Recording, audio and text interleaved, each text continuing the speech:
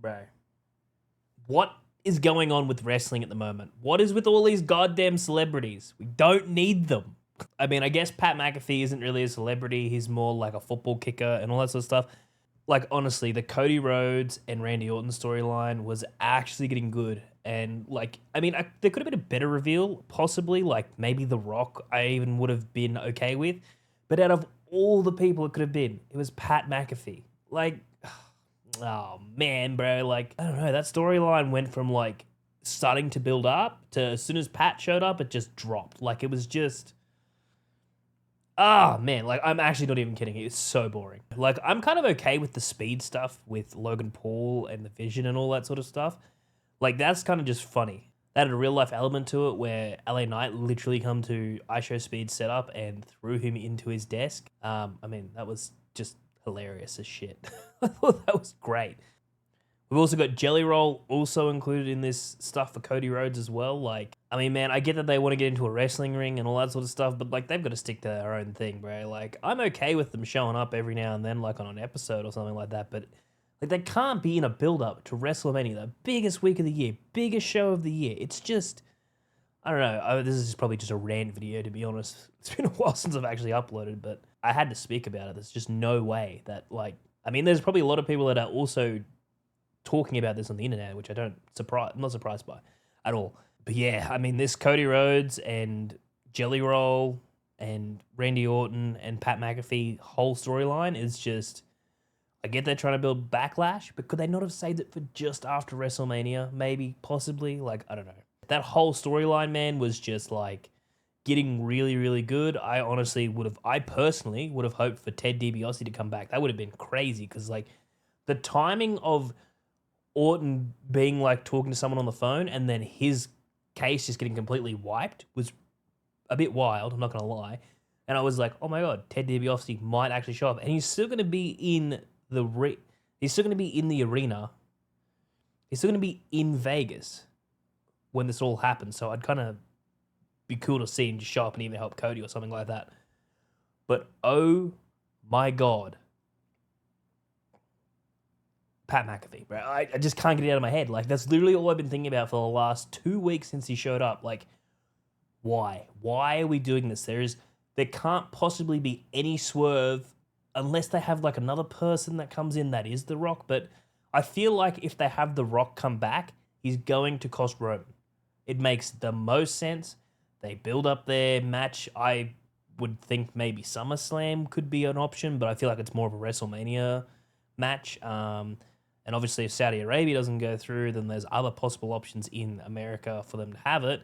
But honestly, Saudi, The Rock, and Roman would be a crazy, like, shout. But obviously with the war and stuff like that, I'm not going into that.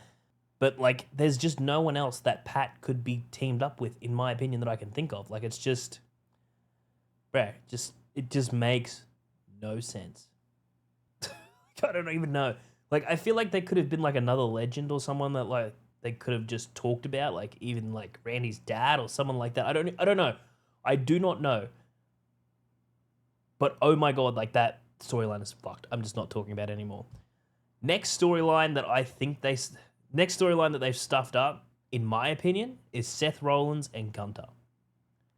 I get why it makes sense, and I called it the second that Gunther actually helped Seth out. And that was Gunther's actually looking for a higher purpose, which is to retire Brock Lesnar. Because obviously can't get his hands on Rey Mysterio because man's faking a goddamn injury and then showing up in the ladder match like 2 weeks later after his match gets announced with Seth Rollins. It's just crazy to me that, like, I get that Breakker is cleared. And people were saying that Breakker's only just recently been cleared. But I'm pretty sure he's been clear for like the last 2 weeks because he was training in the Performance Center. I mean, if he's training in the Performance Center, then he has to be clear because there's no way that you're just going to be, training. Anyway, in my opinion, that was a great WrestleMania setup. Too bad he got hurt. Same with Bronson Reed. Unfortunate. So they kind of shift their vision of the Vision to Logan Paul and Austin Theory. And then obviously some things happened. And then Brock come out to sort of help Paul Heyman. And Oba come out and obviously Seth obviously set something up there with Oba, and Oba come out and actually got rid of Brock Lesnar, which was actually really cool because he also answered his call. And I think that's going to be match of the night, in my opinion, because holy shit, that's going to be cool. But yeah, the whole Seth Gunter thing is just interesting, weird timing, in my opinion. I'd love to have seen Braun Breaker versus Seth Rollins. That would have been like chef's kiss for me personally after watching Crown Jewel live in that stadium. And watching the Seth Rollins and Braun Breaker turn was just crazy end of that weekend. Like, oh my God, my head spins thinking about it. I think a very wasted opportunity.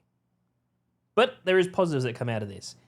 Like I said, the Oberfemi and Brock Lesnar match, oh my God, that's going to be crazy. That's honestly going to be match of the weekend, I think, in my opinion. A meat match. Brock Lesnar actually has like an opponent that is as scary as he has been in the last 23 years of him wrestling. That's wild. That's absolutely wild, and I'm fine if Gunter retires him later this year. It is what it is.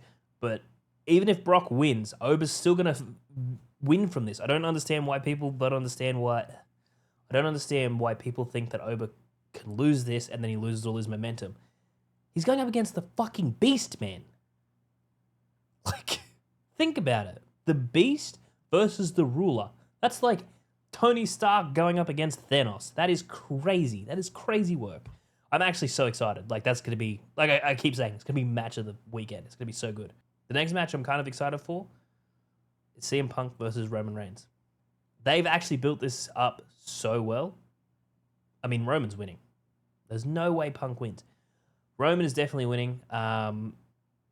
But oh my God, I feel like the build up to this has been pretty good, even if Roman Reigns hasn't been showing up like 90% of the time. But in my opinion, great build up. Build up that hasn't been that great. Jade Cargill and Rhea. Like, that could be the potential to be another really good match. I guess it got kind of a little bit stale there when, Rhea started calling out Jade and Jade didn't show up, and then she decided to, team up with Michin and BFAB, which was just interesting. Like, it was just a weird swerve in the storyline, but it just feels like there's been no build up at all. Like, they've tried to build it up, but it's just not working. And then they've got her attacking Io and everything like that. It's like, it is what it is. Like, you can't write a storyline that's perfect every time. And some people were saying that they're comparing the Jade and Ria storyline to Jey Uso's storyline from last year. I kind of see it. I don't know. Kind of crazy. I mean, what other matches have we got? We've got the Women's Intercontinental Championship. I think that'll be good. That'll be a decent match. That's been a bit of a build up for the last like 6-ish months on and off. I feel like that'll be good. I think there's a tag team match for the women's as well. That will be all right. I'm kind of interested to see who'd win in that. I'd love to see Bailey and Lyra actually win that. They still need a team name because Jesus Christ. Crazy Bird Ladies is a good one that PW Heat has come up with. I think that's good. I had the Bird models. There's not a great name. They just need a name, I reckon, because they're the only one that are called Bailey and Lyra, and they've been around for like so long. I mean, Alexa and Charlotte have got Shalexa, and then you've got Rhea and Io, which is Rio. I mean, like there's great names, but you can't mix Bailey and Lyra. I don't know. They need to come up with a good name. You got the Irresistible Forces. That's a pretty good name as well. I mean, they kind of just stole it from Nia Jax, but they make sense. The only person that I am shocked by and that I've literally said my reactions is when Danhausen actually appeared in WWE, which I was so happy about. Yeah, it was just crazy. Like, him showing up, I literally said to people, even if you don't like this and this is the worst surprise that WWE has done, he's going to make you like WWE. Or he's going to make you like wrestling, I should say. His interactions with Truth, golden. When we get in Truthhausen. Oh my God, so good, bro. Like, R-Truth and Damian Priest are a very unlikely team, and I love it.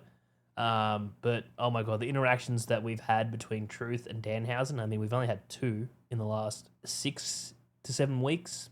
I did 6, 7, hate it. 6, 7 weeks of, like, him actually being in WWE, and he's been on every show, which is crazy, except for NXT, obviously. But he's been on SmackDown and Raw for the last 6 to 7 weeks of programming. And they have been forcing Danhausen down our throats, and I love it. He is absolutely funny, and he finally wrestled his first match and won against Kit Wilson on Friday. Absolute curse. Absolute curse. It's crazy. I love it. It's good.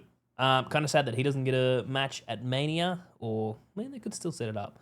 But yeah, like, they're the main ones that I'm talking about. If I haven't talked about one that, like, hasn't really happened, I mean, I guess it's not really too important, I guess there is one that I'm thinking of that I've completely forgot about, and that's the US title. If they don't have Carmelo Hayes in that US title match, it's going to be boring. Dead set. Sami Zayn versus Trick. Trick's a good performer, but Sami Zayn isn't the right person to have that title. Just going to be straight out there. Like, I don't know why they'd rip it away from Carmelo Hayes. They could have literally had Carmelo Hayes go in there, Sammy attack him or something before WrestleMania, and then Nick Aldis be like, okay, fine, you can be in WrestleMania, and then have him be in a triple threat match. But I don't know, I don't see why we can't have Sami Zayn versus Carmelo Hayes versus Trick Williams, because there's a little bit of spark there between Trick and Carmelo. Like, oh my God. If you watch the NXT days, that shit banged. Especially with Wesley. Oh my God, that was a crazy little feud they had. But yeah, you know, that's the way that wrestling is at the moment as well. Like, I don't know. Ever since WrestleMania 40, in my opinion, the storytelling hasn't been as great. There's been some good feuds here and there, like a few Seth Rollins, Cody, obviously Roman coming back after Cody beat him at WrestleMania. Like, there's been a few good storylines. But in my opinion, that whole WrestleMania 40 weekend, or like the build up to WrestleMania 40, was just so good. Like, that whole Cody storyline was just perfect all the way up until he won. I hate that he kind of lost at WrestleMania 39, but I get why they built him up again. Absolute crazy storytelling. But since then, I feel like it's kind of been on a bit of a lull. Yeah, I don't know what more they can do. They just need to have better storytelling. I'm honestly thinking about going to watching AEW again. Like, you've got MJF that's back.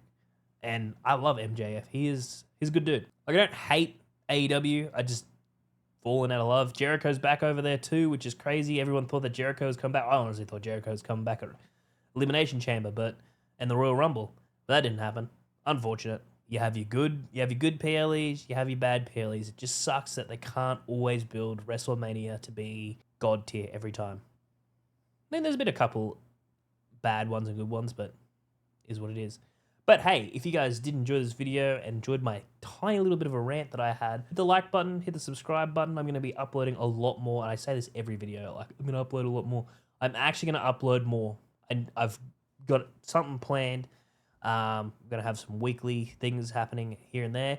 There's a big video coming out on Friday about all the storylines. If you aren't a wrestling fan, I would love to get more people into wrestling. Doesn't matter what show it's going to be, but for starters, we'll start off with WWE.